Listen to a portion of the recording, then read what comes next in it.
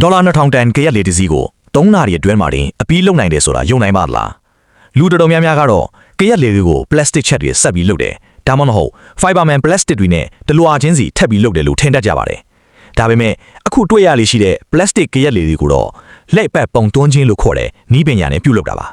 ပထမဆုံးအနေနဲ့အလို့သမားတွေကတာမနီပုံစံခွက်ကိုဖွင့်ပြီးတက်မှတ်ထားတဲ့ပမာဏအတိုင်း plastic မှုတ်တွေကိုလောင်းထည့်ပါတယ်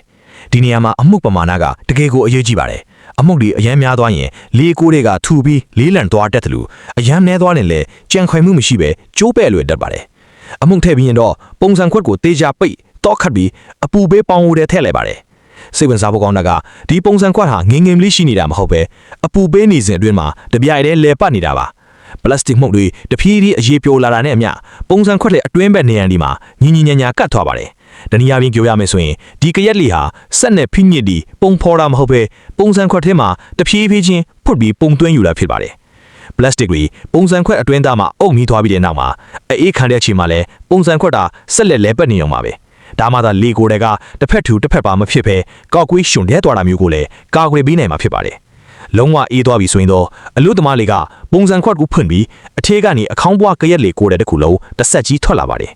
အဲ့ဒီနောက်အနားတက်တွေကိုဖျက်တောက်တာအပေါက်ဖောက်တာတွေလုပ်ပြီးထိုင်ကုန်ချင်းနှင်းတုံးလက်ကင်တွေနဲ့ပစ္စည်းထည့်တဲ့အခန်းအဖုံးတွေကိုတက်ဆင်လိုက်နေကရက်လေတစီအခြေခံအဖြစ်ပြီးစီးသွားပါပြီ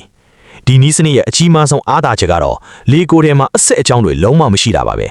အဲ့ဒီအတွက်ကြောင့်ရေယူစိတ်နိုင်ခြင်းနှဲပါသွားပြီးကြောက်ဆောင်တွေနဲ့တိုက်မိတာပြုတ်တာဒါမှမဟုတ်ကန်းကြီးပေါ်ဆွဲတင်တဲ့တန်းတွေကိုအလွယ်တကူမကွဲအပ်ပဲခံနိုင်ရရှိလောက်အောင်ကြံခိုင်မှုရှိလောက်တဲ့ကရက်လေတွေဖြစ်လာပါတယ်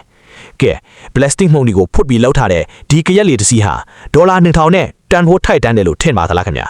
ကဲတကယ်ချင်းတို့ရဲ့အမြင်လေးကိုလည်း comment ထဲမှာပြောပြပေးနိုင်ပါတယ်နော်